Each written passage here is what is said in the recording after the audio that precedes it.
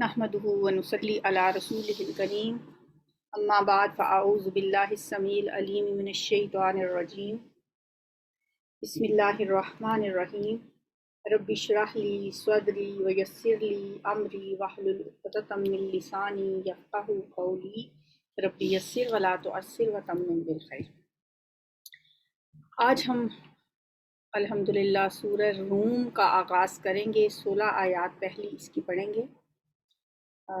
سورہ روم ملک کا نام ہے۔ سورت کا آغاز بھی اسی لفظ سے ہو رہا ہے، بسم اللہ الرحمن الرحیم، الف لام میم غلبت الروم۔ الف لام میم، رومی مغلوب ہو گئے۔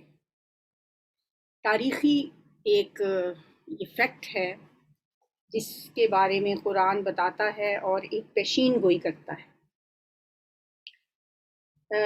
نبی صلی اللہ علیہ وآلہ وسلم کے زمانے میں روم ایک بہت بڑی سلطنت تھی،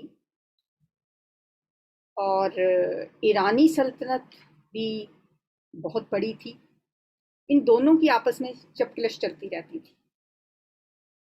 ایرانی سلطنت کی بنیاد کوئی 2500 سال پہلے ایران کے بادشاہ خسرو، جسے سائرس کہا جاتا ہے، اس نے رکھی تھی، اور دوسری طرف سلطنت روم جو ہے وہ بھی صدیوں سے خود کو ایک بہت بڑی قوت سمجھتی تھی۔ تو لہٰذا ان دونوں کا آپس میں مطلب ان کے درمیان جنگیں ہوتی رہتی تھی۔ ایرانی جو تھے وہ آتش پرست تھے اور رومی عیسائی تھے۔ رومیوں نے 300 عیسوی میں پورے کے پوری جو رومی سلطنت ہے اس نے عیسائیت قبول کر لی تھی۔ اب ان دونوں عالمی طاقتوں کے درمیان اونچ نیچ ہوتی رہتی تھی۔ کبھی ایسا ہوتا کہ ایرانیوں میں کوئی ایسا حکمران برسر اقتدار آ جاتا جو کہ رومیوں کے بہت سے علاقوں پہ قبضہ کر لیتا، اور کبھی ایسا ہوتا کہ جب رومی ان سے اپنے علاقے خالی کروا لیتے۔ نبی صلی اللہ علیہ وسلم جب پیدا ہوئے 571 عیسوی میں، اس وقت ان دونوں طاقتوں کی کشمکش جاری تھی۔ 602 میں ان کی ایک باقاعدہ جنگ سٹارٹ ہو گئی۔ اس وقت نبی صلی اللہ علیہ وسلم کی عمر مبارک 31 سال تھی، اور یہ جنگ بالآخر 614 میں ختم ہوئی، اور ایران کے بادشاہ خسرو پرویز نے رومیوں کو بدترین شکست دے دی۔ اب ظاہر ہے ایران کا جیت جانا ایک طرح سے آتش پرست لوگوں کا جیتنا تھا، جس پہ اہل مکہ جو بت پرست تھے وہ بڑے خوش تھے۔ مسلمانوں کی ہمدردیاں قدرتی طور پہ رومیوں کے ساتھ تھیں، کیونکہ وہ عیسائی تھے اور ظاہر ہے ڈیوائن ریلیجن تھا، اہل کتاب تھے، اور مسلمانوں کو بڑا دکھ تھا ان کے ہارنے کا۔ اور اس جنگ میں رومیوں کو بہت سے علاقوں سے ہاتھ دھونا پڑے، جن میں ترکی کے بھی اہم شہر تھے۔ ایک ان کا شہر ایلیا تھا جو یروشلم کا ہی دوسرا نام ہے۔ یروشلم جو تھا انہوں نے تباہ و برباد کر دیا، اور وہاں پہ جو صلیب نصب تھی وہ بھی ان کے قبضے میں چلی گئی۔ رومیوں کی جب یہ شکست ہوئی ہے، اس وقت نبی صلی اللہ علیہ وسلم کو مکہ میں اپنی دعوت شروع کیے ہوئے تقریباً 5 سال ہو چکے تھے، اور یہ وہ زمانہ تھا کہ جب مسلمانوں کے ساتھ مشرکین کی زیادتیاں اپنے عروج پہ تھیں، اور ظاہر ہے مکہ کی جو آبادی تھی وہ بھی 2 حصوں میں بٹی ہوئی تھی۔ کچھ لوگ ایرانیوں کے ساتھ تھے، کچھ رومیوں کے ساتھ تھے، اور قدرتی طور پہ مسلمانوں کی ہمدردیاں تھیں رومیوں کے ساتھ، کیونکہ وہ اہل کتاب تھے۔ جب یہ قرآن نے پیشگوئی کی کہ رومی مغلوب تو ہو گئے ہیں، غلبت الروم، رومی مغلوب ہو گئے ہیں، فی ادنی الارض، قریب ترین کی زمین میں۔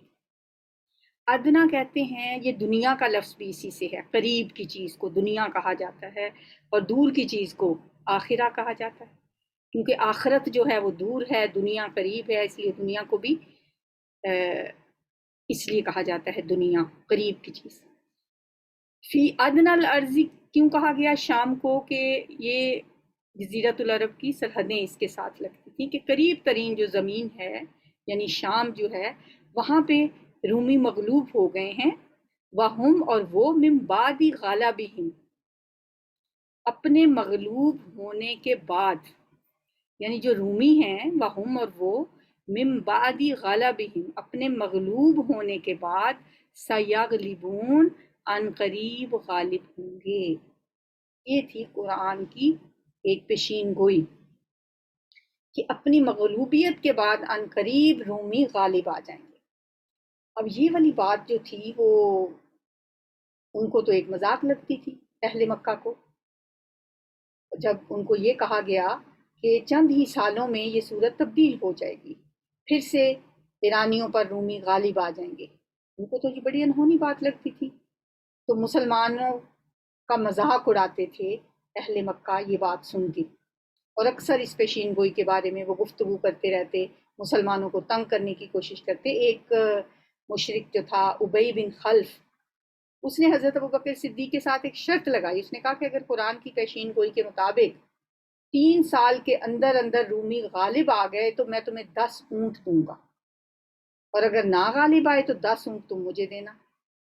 حضرت ابوبکر صدیق یہ معاملہ لے کے نبی صلی اللہ علیہ وسلم کے پاس گئے، تو چونکہ اس وقت تک کبھی شرط وغیرہ کی حرمت کے بارے میں کوئی حکم نازل نہیں ہوا، اس لیے آپ نے اس کی اجازت دے دی، لیکن آپ نے ان سے کہا، یہ جو لفظ ہے نا فی بضع سنین، آگے اگلی آیت میں فی بضع سنین، سنین سن کی جمع ہے سالوں میں، بضعی کا جو لفظ ہے نا یہ 3 سے لے کے 9 تک کی کے عدد کے لیے بولا جاتا ہے۔ ہم ترجمہ تو اس کو کرتے ہیں نا چند سالوں میں، وہ چند سال کتنے ہوتے ہیں؟ وہ 3 سے لے کے 2 نہیں ہو سکتے، 10 بھی نہیں ہو سکتے، 3 سے لے کے 9 تک کے درمیان جو اعداد ہیں عربوں میں، اس کے لیے یہ لفظ بولا جاتا ہے۔ تو اس نے تو شرط لگائی تھی ابی بن خلف نے کہ 3 سال کے اندر اندر رومی غالب آئیں گے تو میں 10 اونٹ دوں گا۔ نبی صلی اللہ علیہ وسلم میں نہیں، اسے کہو کہ 9 سال کے اندر اگر رومی غالب آ گئے تو 10 اونٹ نہیں 100 اونٹ کی شرط لگاؤ پھر اس کے ساتھ۔ تو حضرت ابوبکر صدیق نے 100 اونٹوں پر شرط پکی کر دی کہ 9 سال کی مدت بھی 3 سے بڑھا کر 9 کر دی، اور اونٹ بھی 10 سے بڑھا کر 100 کر دی۔ ٹھیک 9 سال کے بعد جب یہ پیشین گوئی حرف بحرف پوری ہوئی، ادھر غزوہ بدر ہوا، اس میں مسلمانوں نے فتح حاصل کی اور دوسری طرف رومیوں نے فتح حاصل کی۔ اس وقت ابی بن خلف تو تھا نہیں، پھر اب اس کے وارثوں کو 100 اونٹ حضرت ابوبکر کو دینا پڑے۔ اس وقت تک جوئے کی حرمت کی آیات نازل ہو چکی تھی، اس لیے حضور صلی اللہ علیہ وسلم نے دیا کہ وہ اونٹ جو ہیں صدقہ کر دیں۔ کیونکہ ایسا ہوا تھا کہ روم کا جو بادشاہ تھا ہرقل،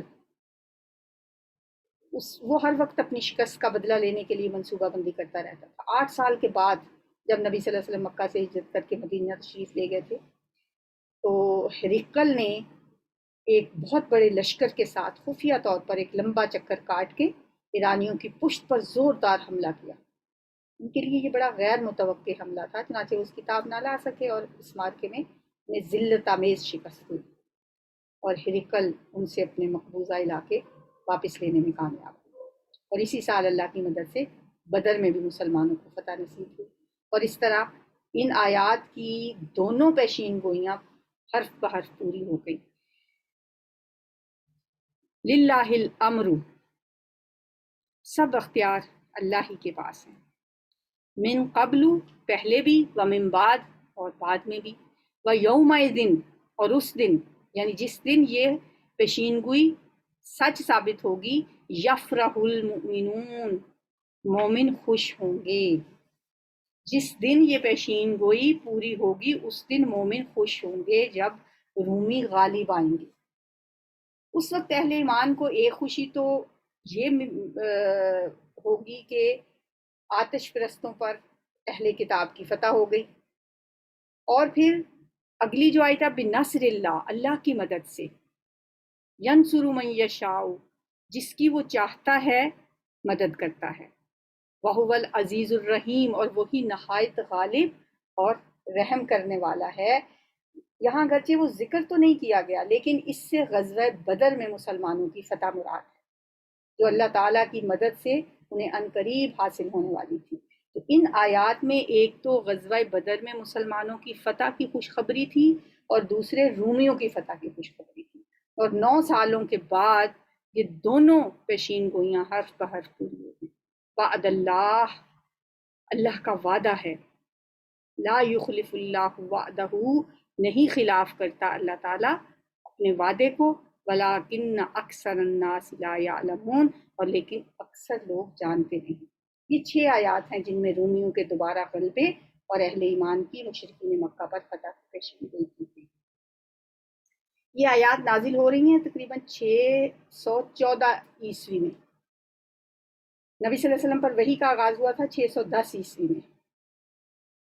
تو ان آیات کے نزول کے وقت آپ کی دعوت کو 5 سال کا عرصہ بیت چکا تھا۔ اس کے ٹھیک 9 سال بعد اس پیشین گوئی کے عین مطابق رومی بھی ایرانیوں پہ غالب آ گئے اور مسلمانوں کو بھی اللہ کی مدد سے فتح نصیب ہوئی۔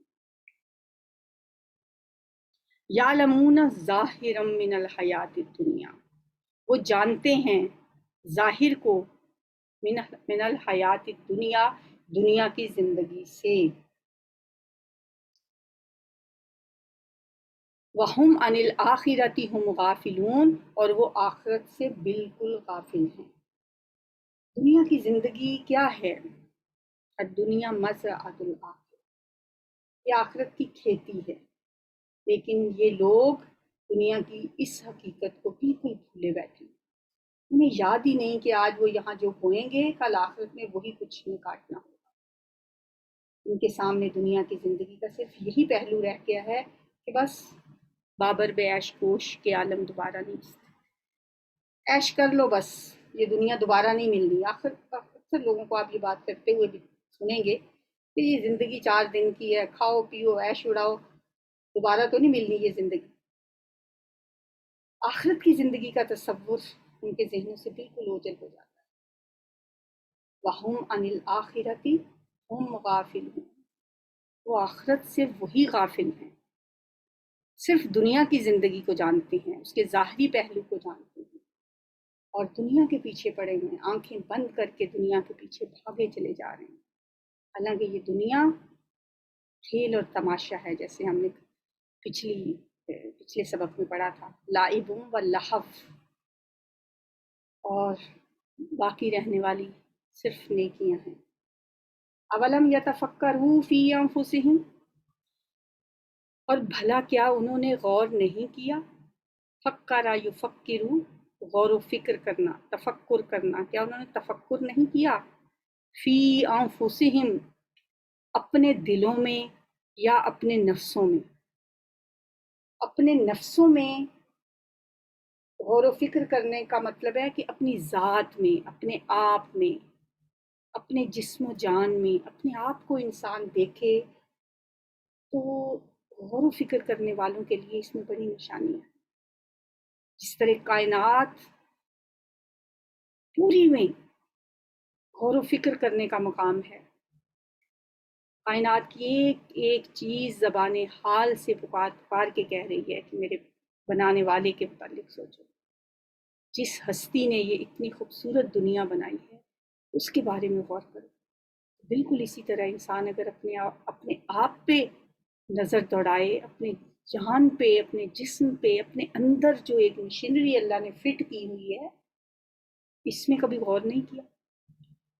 کیسے باریک نالیاں پورے جسم میں خون پرووائڈ کرتی ہیں، کس طرح سے دل ہر وقت دھڑکتا ہے اور اس دھڑکن کے ساتھ پورے جسم کو خون کی سپلائی ملتی ہے، کس طرح انسان کھاتا ہے اور وہ کن کن مراحل سے ہو کے انسان کے جسم کا حصہ بنتی ہے وہ خوراک، اور پھر ویسٹیج کس طرح اللہ تعالیٰ باہر نکال دیتا ہے، پانی کیسے ہم پیتے ہیں اور وہ کن کن مراحل سے گزرتا ہوا کیسے انسان کو جو فائدہ دیتا ہے اور پھر جو اس کا ویسٹ اللہ تعالیٰ باہر نکالنے کا کیسے انتظام کرتا ہے، سانس کا نظام کیسے چل رہا ہے، کیسے انسان کے جسم میں جو وائٹ سیلز ہیں وہ کیسے انسان کو بیماریوں سے محفوظ رکھتی ہیں۔ ایک ایک چیز جو ہے اللہ نے کس طریقے سے انسان کے اندر فٹ کی ہے، میں کہتی ہوں جو عام لوگوں کو تو پتہ ہی نہیں ہوتا، جو ڈاکٹرز ہیں، جو اتنی گہرائی سے ان ساری چیزوں کا مشاہدہ کرتے ہیں، وہ اللہ کے کتنا قریب ہو جاتے ہیں. یہ کیسی ہستی ہے، اور اس نے کس کس طرح سے انسان کی، اور ذرا سی کوئی بھی چیز ادھر سے ادھر اگر ہو جائے سارا نظام ہی بگڑ جاتا ہے.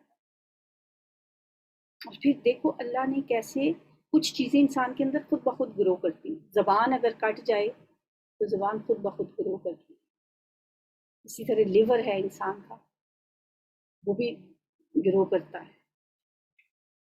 مطلب یہ ایک پورا ایک فیکٹری ہے جس کے متعلق جاننے اور جس پہ غور و فکر اور تدبر و تفکر کرنے کے لیے پوری زندگی چاہیے. تو اللہ یہی سوال کر رہے ہیں، اولم یتفکروا فی انفسہم، کیا یہ لوگ اپنی ذات میں غور نہیں کرتے؟ ما خلق اللہ السماوات، نہیں پیدا کیا اللہ نے آسمانوں اور زمین کو، وما بینہما، اور جو ان دونوں کے درمیان ہے، الا بالحق، مگر حق کے ساتھ، وَأَجَلٍ مُّسَمًّى، اور ایک مقرر وقت کے ساتھ. اللہ نے یہ کائنات یوں ہی نہیں بنائی. زمین و آسمان کی تخلیق کا کوئی مقصد تھا. سورہ آل عمران کی آیت 191 میں اللہ کے نیک بندوں کی ایک خصوصیت یہ بھی بتائی گئی کہ جب وہ کائنات کی تخلیق کے بارے میں غور و فکر کرتے ہیں تو بے اختیار پکار اٹھتے ہیں، ربنا ما خلقت ھذا باطلا، اے ہمارے رب تو نے اسے بے فائدہ پیدا نہیں کیا. ہم سمجھ گئے ہیں کہ تو نے یہ سب کچھ بیکار پیدا نہیں کیا.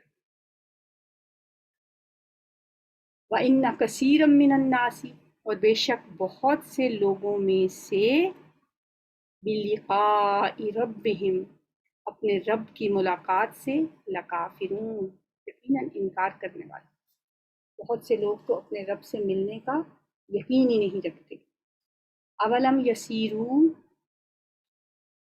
اور کیا نہیں انہوں نے سیر کی، کیا نہیں وہ چلے پھرے، فی الارض زمین میں، فینظروا، پھر وہ دیکھتے، کیف کان عاقبۃ الذین من قبلہم، کیسا ہوا انجام ان لوگوں کا جو ان سے پہلے تھے.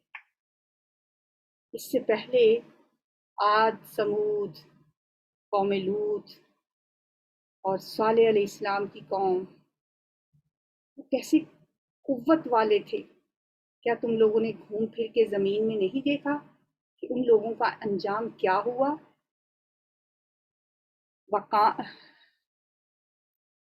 کانوا اشد منہم قوۃ، تھے وہ بہت زیادہ مضبوط قوت میں. وَأَثَارُوا الْأَرْضَ، اور انہوں نے پھاڑا زمین کو، یعنی زمین کے اندر انہوں نے کھیتی باڑی کی. وَأَمَرُوهَا، اور انہوں نے آباد کیا اس کو.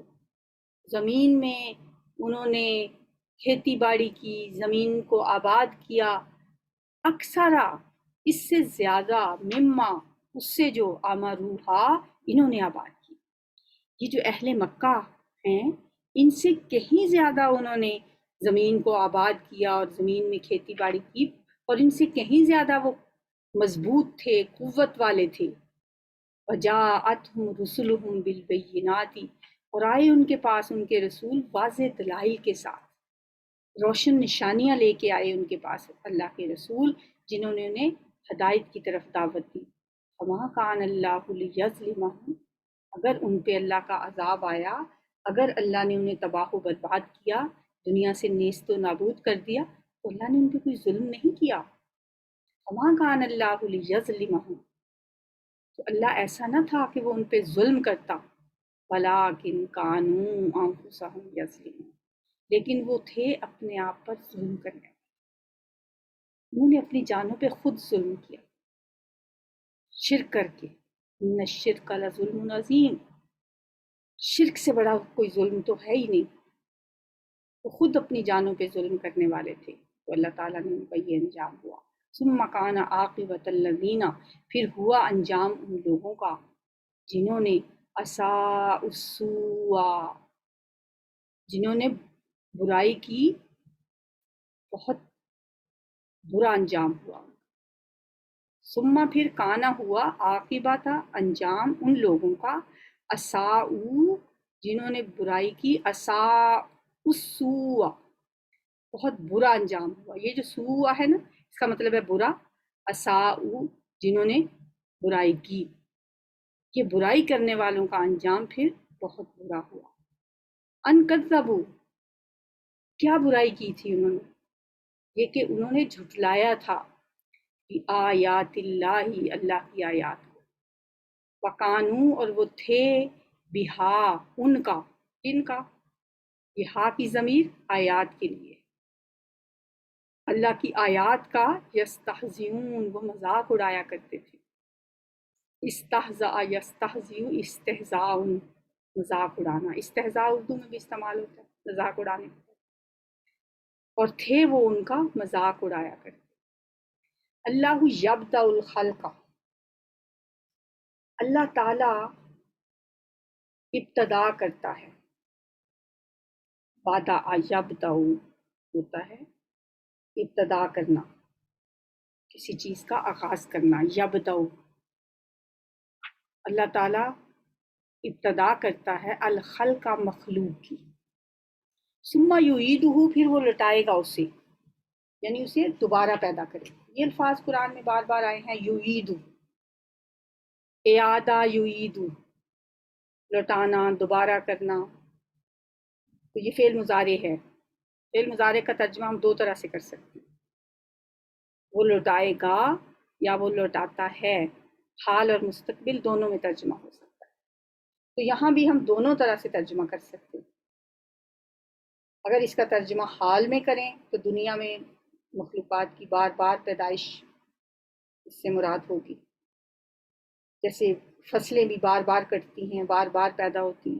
کبھی آپ نے وہ جانوروں کا جو خوراک ہوتی ہے شٹالا اسے بولتے ہیں، اسے ایک دفعہ اگایا جاتا ہے، پھر اسے کاٹا جاتا ہے.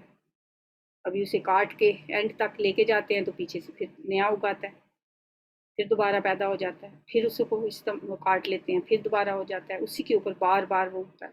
اسی طرح نسل انسانی ہے، اللہ تعالیٰ بار بار ایک نسل اوپر سے چلی جاتی ہے، دوسری آ جاتی ہے، پھر تیسری آ جاتی ہے. تو اس کا مطلب اگر ہم فیوچر میں کرتے ہیں تو پھر اس کا مطلب یہ ہوگا کہ اللہ تعالیٰ اسے دوبارہ پیدا کرے گا. اللہ نے ہی ابتدا کی مخلوق کو پیدا کرنے کی، پھر جب سب مر جائیں گے تو پھر اللہ تعالیٰ اس کو دوبارہ پیدا کر لیں. ثم الیہ ترجعون پھر اسی کی طرف تم لوٹائے جاؤ گے. یہ آیتیں اب بار بار وہی آ رہی ہیں، ترجمہ کرنے میں تو کوئی مشکل نہیں آپ کو ہوتی ہوگی، بہت ریپیٹیشن ہے. وَيَوْمَ تَقُومُ السَّاعَةُ اور جس دن قائم ہوگی قیامت. ساعہ گھڑی کو بھی کہتے ہیں، سیکنڈ کو کہا جاتا ہے. ایک ساعت اردو میں بھی کہتے ہیں نا، ایک ساعت کے لیے، ایک لمحے کے لیے، ایک سیکنڈ کے لیے. وَيَوْمَ تَقُومُ السَّاعَةُ اور جس دن قائم ہوگی قیامت. يُبْلِسُ الْمُجْرِمُونَ مایوس ہو جائیں گے مجرم. ابلس یبلس کا مطلب ہوتا ہے مایوس ہو جانا. ابلیس کا لفظ بھی اسی سے ہے، ابلیس بھی اللہ کی رحمت سے مایوس کیا گیا ہے. تو یبلس المجرمون مایوس ہو جائیں گے مجرم. ولم یکن لہم اور نہیں ہوں گے ان کے لیے من شرکائہم ان کے شریکوں میں سے کوئی، شفعاء سفارش کرنے والے. وَقَانُوا اور وہ ہو جائیں گے بِشُرَكَائِهِمْ اپنے شریکوں سے کافرین انکار کرنا. وہ خود بھی اپنے شریکوں کا انکار کریں گے اور ان کے شریکوں میں سے کوئی ان کا سفارشی نہیں ہوگا، بلکہ ان کے شریک تو اس دن ان سے منہ موڑ جائیں گے، ان سے بیزار ہو جائیں گے. اس موضوع کی بہت سی آیتیں ہم پڑھ کے آئے ہیں پیچھے. سورہ بقرہ میں بھی آتا ہے استبرأ الذین اتبعوا من الذین اتبعوا ورأوا العذاب وتقطعت بهم الاسباب. جب بیزار ہوں گے ان سے وہ لوگ جو پیشوا تھے، ان لوگوں سے جو پیروی کرتے تھے، اور وہ دیکھیں گے عذاب اور کٹ جائیں گے ان کے ساتھ کئی علاقے. وتقطعت بهم الاسباب مطلب یہ کہ تمام اسباب منقطع ہو جائیں گے. کوئی پھر ان کی سفارش کرنے والا نہیں ہوگا۔ جن کی دنیا میں وہ جن پہ تکیہ تھا وہی پتے ہوا دینے لگے، جن پہ دنیا میں تکیہ کیا ہوا تھا وہ تو اس دن بیزاری کا اظہار کریں گے۔ یہاں بھی فرمایا کہ ان کے شریکوں میں سے کوئی سفارش کرنے والے نہیں ہوں گے اور وہ خود اپنے شریکوں سے انکاری ہو جائیں گے۔ وَيَوْمَ تَقُومُ السَّاعَةُ، اور جس دن قائم ہوگی قیامت، يَوْمَئِذٍ يَتَفَرَّقُونَ، اس دن سب الگ الگ ہو جائیں گے۔ یتفرقون، تفرق یتفرق، الگ الگ ہو جانا۔ کیسے الگ الگ ہوں گے؟ کس بنیاد پہ ہوگی یہ تقسیم؟ وہ آگے بتایا جا رہا ہے۔ فَأَمَّا الَّذِينَ آمَنُوا وَعَمِلُوا الصَّالِحَاتِ، تو رہے وہ لوگ جو ایمان لائے اور انہوں نے عمل کیے نیک، فَهُمْ فِي رَوْضَةٍ يُحْبَرُونَ، تو وہ عالی شان باغ میں خوش و خرم رکھے جائیں گے۔ روضہ، روضہ کہتے ہیں باغ کو، ریاض الجنہ وہ بھی اسی سے ہے، جنت کا باغ۔ یخبرون، خوش رکھے جائیں گے۔ اس طرح سے تقسیم ہوگی۔ ایک گروہ تو وہ ہوگا جو دنیا میں اللہ پہ ایمان لائے، پھر اللہ کی مرضی کے مطابق عمل صالح کرتے رہے، ان کا انجام یہ ہوگا کہ ان کو اللہ خوش اور مسرور رکھے گا ایک باغ میں، جنت میں۔ وَأَمَّا الَّذِينَ كَفَرُوا، اور رہے وہ لوگ جنہوں نے کفر کیا، وَكَذَّبُوا، اور انہوں نے جھٹلایا، بِآيَاتِنَا، ہماری آیات کو، وَلِقَاءِ الْآخِرَةِ، اور آخرت کی ملاقات، ہماری آیات کو جھٹلایا، کفر کیا، آخرت کو انکار کیا، فَأُولَئِكَ، تو یہ لوگ فِي الْعَذَابِ مُحْضَرُونَ، عذاب میں حاضر کیے جانے والے۔ یہ تقسیم ہوگی لوگوں میں قیامت کے دن، الگ الگ ہو جائیں گے، مجرم الگ اور مومن الگ۔ مومنوں کو ایک باغ میں خوش و خرم رکھا جائے گا اور کافروں کو عذاب میں حاضر کیا جائے گا۔ اللہم لا تجعلنا منہم، اللہ تعالیٰ ہمیں ایسے برے عذاب سے بچائے اور اللہ تعالیٰ ہمیں ان لوگوں میں شامل کرے جو ایمان لا کے عمل صالح کرنے والے، جن کے بارے میں فَهُمْ فِي رَوْضَةٍ يُحْبَرُونَ، وہ ایک باغ میں خوش و خرم اور مسرور رکھے جائیں گے۔ اللہ تعالیٰ ہمیں ان لوگوں میں شامل کرے۔ یا رب لک الحمد کما ینبغی لجلال وجہک وعظیم سلطانک، اللہم صلی علی محمد وعلی آل محمد، ربنا آتنا فی الدنیا حسنہ وفی الآخرۃ حسنہ وقنا عذاب النار، ربنا ہب لنا من ازواجنا وذریاتنا قرۃ اعین واجعلنا للمتقین اماما، یا حی یا قیوم برحمتک نستغیث، ربنا لا تزغ قلوبنا بعد إذ هديتنا وهب لنا من لدنك رحمة إنك أنت الوهاب، ربنا إنك جامع الناس ليوم لا ريب فيه إن الله لا يخلف الميعاد، اللهم اشف مرضانا ومرضى المسلمين، اذهب البأس رب الناس واشف أنت الشافي لا شفاء إلا شفاؤك شفاء لا يغادر سقما، اللهم إنا نسألك الصحة والعفة والأمانة وحسن الخلق والرضا بالقدر، يا مقلب القلوب ثبت قلوبنا على دينك، يا مصرف القلوب صرف قلوبنا على طاعتك، ربنا تقبل منا إنك أنت السميع العليم وتب علينا إنك أنت التواب الرحيم، وصلى الله تعالى على خير خلقه محمد وآله وصحابه وازواجہ وذریتہ اجمعین برحمتک یا ارحم الراحمین، سبحانک اللہم وبحمدک نشہد ان لا الہ الا انت نستغفرک ونتوب الیک۔ السلام علیکم۔